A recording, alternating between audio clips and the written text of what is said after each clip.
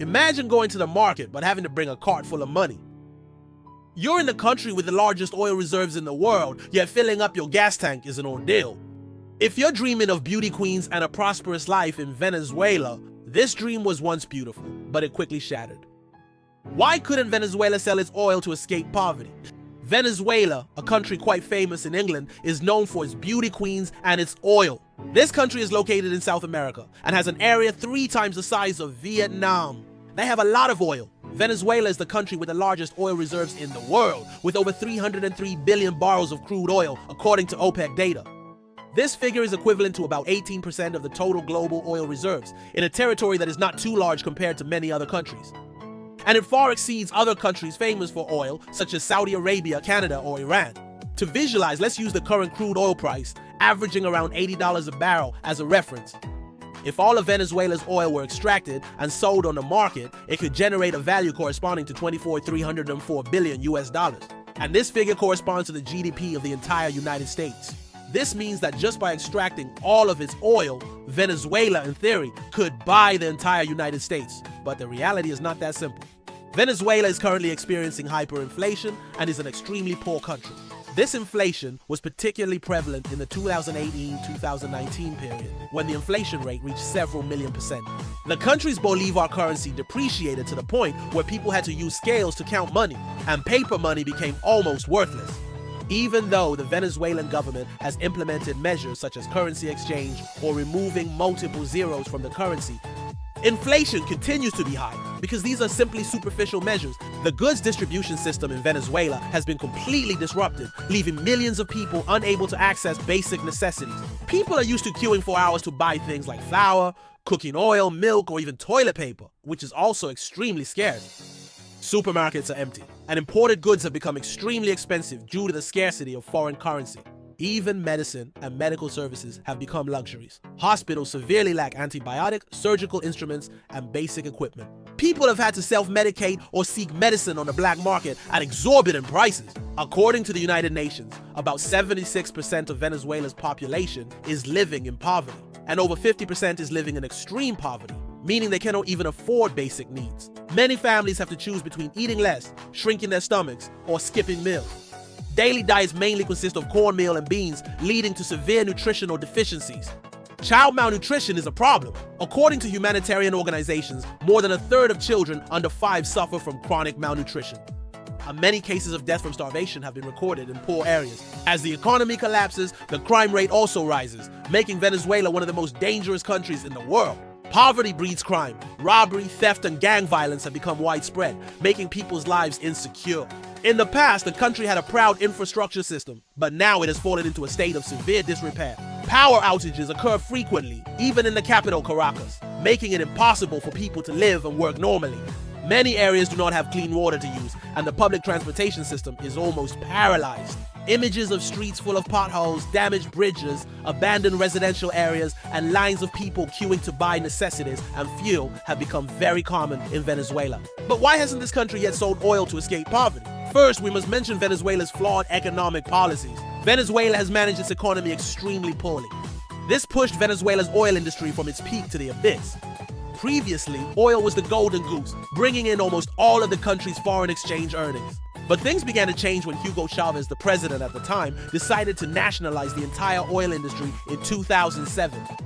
This meant that foreign companies, which were investing technology, expertise, and money to extract oil, were forced to leave or accept unfavorable business conditions. Venezuela confidently thought that by simply nationalizing, taking foreign assets into the country's hands, they would keep all the profits. But the reality wasn't a rosy dream. When foreign companies disappointedly left, Venezuela's state-owned oil company, PDVSA, which was the backbone of the oil industry, was not managed effectively.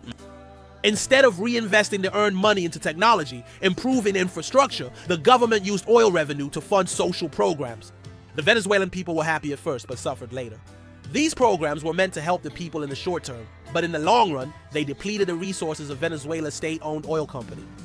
Moreover, this company was managed by officials without expertise, appointed based on political connections rather than actual competence. Just imagine a complex industry like oil handed over to people without much expertise, technical skills, or economic knowledge to run. How could it not collapse? Not only that, Corruption in the oil sector was also a serious problem. Senior leaders took advantage of their positions to embezzle money, further depleting the company and the country along with it. Infrastructure deteriorated without repair, technology became obsolete, and oil production was also dismal. From 3.2 million barrels of oil per day in 1999, by 2023, production had dropped to only 700,000 to 800,000 barrels per day. That's a decrease of about 80%. Meanwhile, other oil-producing countries like Saudi Arabia and Russia were constantly improving and maintaining their market share. Venezuela, on the other hand, had plenty of oil underground but lacked the ability to extract and sell it. When world crude oil prices plummeted in 2014, the situation worsened. At this point, Venezuela was as if its oxygen supply had been cut off. They didn't have the money to maintain the oil industry, but they also had no other source of income to replace it. As a result, Venezuela, a country rich in resources, especially oil, was tied down by its own poor policies, losing the opportunity to escape poverty. It's truly rich in resources, but that couldn't save the country. Furthermore, international sanctions were also a stranglehold that suffocated Venezuela's economy, especially the oil industry, the backbone of the country. Since 2017, the United States and allied countries such as the European Union began imposing sanctions on Venezuela. These were strict sanctions, mainly targeting oil, the country's largest source of foreign exchange earnings. These sanctions not only banned oil sales, but also disrupted the entire supply chain and transactions related to oil. For example, Venezuela's state-owned oil company was prohibited from transacting with international banks, making it impossible for them to receive money or make payments for oil sales contracts. Even countries that wanted to buy oil from Venezuela were hesitant, fearing US sanctions. This led Venezuela to find ways to sell oil through unofficial channels or sell it at extremely low prices. And once again, even though Venezuela has the largest oil reserves in the world, they still can't make money from their enormous assets. Not only that, the sanctions also target the import of technology and equipment needed for oil extraction. Because extracting oil isn't just about digging it up and selling it, it requires modern machinery. It needs chemicals, spare parts, and specialized technical services. But because of the sanctions, Venezuela couldn't import these things, causing their oil industry to further decline. Even maintaining old machinery became a nightmare. The oil infrastructure is old and outdated, without repairs. So even if there's oil, they can't pump it out. The sanctions destroyed the trust of international partners. Large companies that used to cooperate with Venezuela in the past were forced to withdraw to avoid trouble. Other countries also had to reduce transactions due to pressure from the US. The consequences of the sanctions are devastating. Venezuela's GDP has fallen by more than 80% since 2014, and almost all oil revenue has been blocked. The Venezuelan people, who are already suffering from hyperinflation and unemployment, are now facing shortages of everything. Many have had to leave their homeland, creating the largest migration wave in the history of the Latin American region, with over 7 million people leaving as of 2024. It must be understood that Venezuela's oil is very difficult to extract without the technology of countries like the US or France. Venezuela's oil may sound like the most in the world, but it's actually a treasure that's very difficult to use. It's like you have a mountain of gold but no shovel to dig it. The country's oil reserves, as mentioned, account for about 18% of global oil reserves. But the problem is that Venezuelan oil is mostly heavy and extra heavy oil. Imagine. It's not thin like regular cooking oil, but thick like molasses, and requires modern technology to extract. Moreover, the oil is full of sulfur and impurities, requiring additional costs to process before selling. Without proper equipment, this oil is nothing more than a sticky lump of gum stuck underground. Previously, big players like Chevron, ExxonMobil of the US, or Total of France came to do business, bringing modern technology and investment money. They extracted in a simple way, pumping oil like opening a tap and then sharing the profits with Venezuela. Thanks to that, the country's oil industry was extremely prosperous, even the economic engine that sustained the entire country. But then in 2007, Hugo Chavez decided to nationalize, and these companies left. Losing advanced technology and a professional team, Venezuela began to stumble on its own, without money to invest and maintain infrastructure. The fact that Venezuela was able to extract the oil. The truth is, if Venezuela could extract oil with the capacity and technology of Saudi Arabia, about 10 million barrels per day, and with the price of oil at $80 per barrel, they would earn about 10 million barrels per day, multiplied by $800 million per day, equivalent to nearly $300 billion per year. This number is enough to revive the economy, pay off international debt, and improve the lives of the people. But currently, as mentioned, the country only extracts about 700,000 to 800,000 barrels of oil per day, and most of this oil has to be sold at a low price due to sanctions. This further prevents the country from utilizing the enormous resources it possesses. In the past, Vietnam also invested in Venezuela. Vietnam invested in Venezuela in the oil and gas sector through the Vietnam Oil and Gas Group, Petro Vietnam. This was once an ambitious project, with the expectation of expanding Vietnam's oil exploration activities into the international market. At that time, Venezuela was considered an attractive oil pie with the largest reserves in the world. Furthermore, the diplomatic relationship between Vietnam and Venezuela also created favorable conditions for cooperation. However, the story was not as easy as expected and brought many valuable lessons.